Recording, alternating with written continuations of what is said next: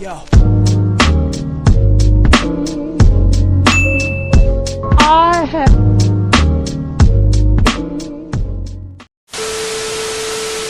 Hello loves, it's me again MAAN, and today we're going to do another video. So for today's video again, I'm going to share with you something that works on me. So ito yung isa sa mga products na nagustuhan ko na first time ko palang gamitin. I'm very much excited na i-share na to sa inyo dahil sobrang nice ng result na nangyari sa akin. So without further ado, I'd like to introduce to you this amazing product. Darling, you send me, I know you send me, darling, you send me, I know you send me, darling, you send me, darling, you send me, I know.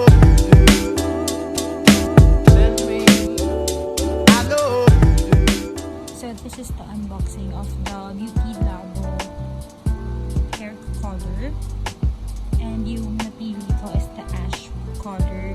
So this is the #1 whipped hair color in Japan. So thank you so much BeautyLabo for sending me this two beautiful hair color, and later I'll be able to color my hair na. So ayan yung laman niya. This is the shaker. So that one is the shaker. And then the colorant and the developer, plus of course the gloves to be used, and the instruction on how to use it, plus the keratin or the after color treatment that I'm going to use. So I'll show you later what will happen to my hair.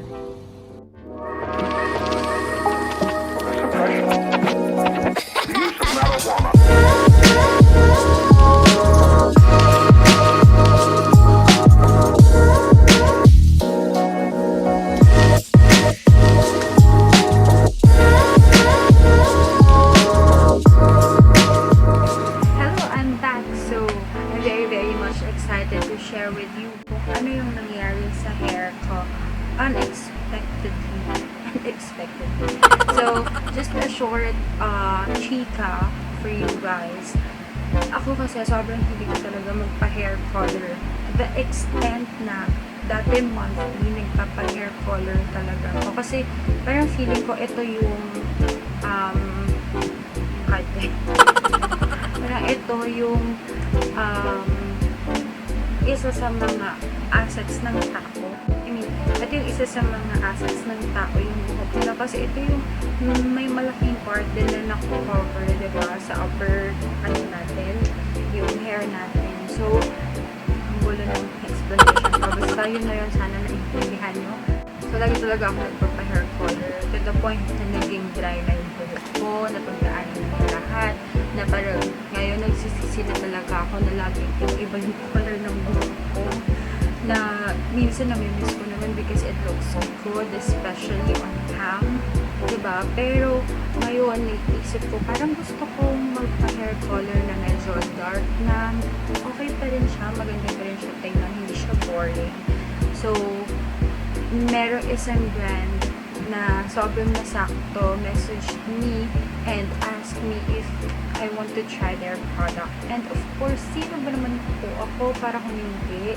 So, ito yung gustong-gusto ko, mag-hair color. And dun sa mga past na hair colors na nagamit ko, honestly, na-feel ko na matapang yung gamot nila, and medyo harsh siya sa scalp ko. And minsan kasi pag medyo harsh, feeling ko effective siya. Feeling ko kaya siya harsh kasi effective siya. Sometimes it is, but most of the time it's not, kasi nakaka-damage siya ng scalp, which doon naka-hold yung hair natin. So, hindi na nagiging healthy yung hair ko, and I honestly admit, hindi na talaga po healthy yung buhok ko. But then, so, itong product na to, this is the so this is the BeautyLabo. Ano ba BeautyLabo? tama ba yung pronunciation ko? Whatever. Pero ito, this is the BeautyLabo hair color whip. This is the number 1 hair color whip foam in Japan. So, magiging Haponesa muna ako ngayon. Ayan, ito siya. Ito yung ginamit ko. I was able to color my hair na last night. So, if you can see, tada, ayan. Ayan yung picture ko before ako mag-hair color. Kung mapapansin nyo siya, sobrang parang orange, brown yung color ng buhok ko. Hindi talaga siya maganda. Sobrang bright yung color.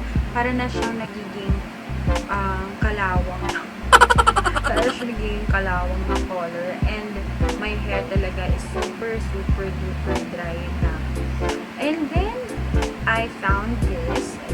Itong product na to. So, I give it a try. I got the ash color. Kasi, pinapili nila ako kung anong gusto kong color.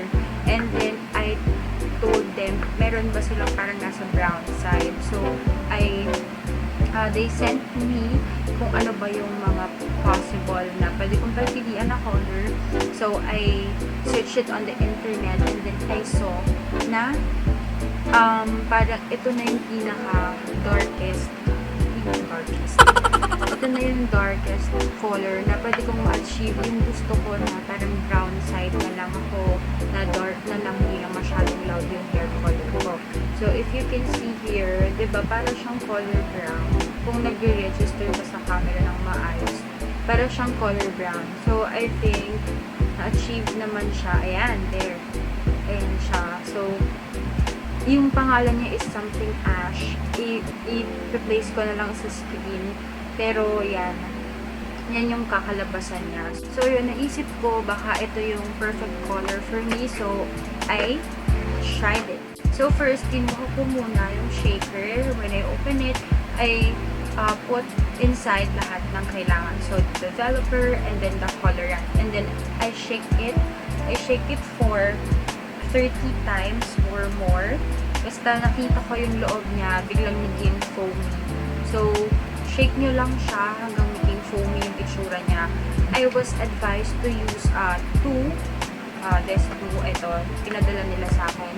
I was advised to use this two para ma-achieve talaga yung color na gusto ko. But then, yung isa sa akin, parang enough na. So, naging masaya ako kasi enough na siya for me to use. Kaya yung meron pa akong isa na extra na pwede ko siyang pang-retouch whenever medyo bubaba na yung color. So, there. For me, hindi siya sobrang harsh. Yung amay niya for me is matapang talaga. Kaya makipaglaban. Ito. Charot. So, yun. Matapang siya, but then, careful lang kayo na wag pupunta sa eyes nyo or sa skin nyo. And then, use gloves para hindi maano yung hands nyo kasi syempre manipis lang yung skin natin dyan. And, sobrang dali niya i-apply as in. Nakagamit na ako before ng ibang mga ganitong wig. Pero, ang hirap nila i-apply. Parang, ito para siyang shampoo na kumakapit siya sa hair mo. Para ka lang nagsha-shampoo. So, no need for you to section your hair. Just make sure na meron lahat and na-massage siya mabuti. Plus, ano ba ba? Yun. Ganun lang siya. Then, I leave it for about 30 minutes. Actually, sa akin, 40 minutes kasi gusto ko lang extra time. And then, yung pag-apply ko sa kanya, parang 10 minutes or 15 minutes lang yung inabot ko. So, sobrang nice talaga. And sobrang bilis niya lang i-apply. And, of course, the result, yun talaga, doon tayo matutuwa. So, yung result na nangyari sa akin is this. So, ayan. Ayan na yung hair color ko ngayon. Parang yung register niya sa, bruha lang. Yung register niya sa camera, medyo orangey, but it's not. It's on brown side that I like. Plus, meron siyang reflection of gray. Kasi nga sabi ko sa inyo, yung pinili ko is this ash color. So, ayan siya. They have many colors to choose from. So, thank you so much BeautyLabo for sponsoring my hair color. Ang Sobrang ganda po ng product nyo. Ayan siya. Diba? It's very nice. Promise. Especially sa actual. Magta-try ako mag-take ng pictures. Tapos, i-insert ko dito kasi baka iba yung color niya sa picture and sa video. There. Ayan siya. Diba? It's very nice. And sobrang easy to apply lang. Yun yung sobrang nagustuhan ko. Kasi ako lang naman yung nagko-color ng hair ko eh. So, walang help ng anyone. Kaya, mas naging okay siya for me. So, you can color your hair at home para hindi na kayo lalabas because it's pandemic din. Diba? Para makaiwas na rin. And, sobrang tipid yan. This is for only 399 pesos, guys. You'll have one box of this. 399 pesos, and it's very easy to apply. So I'll just link down below on the description box on where you can get this BeautyLabo hair color. So there. I hope you like this video, guys, and you enjoyed watching. And sana magamit nyo yung BeautyLabo or matry nyo siya.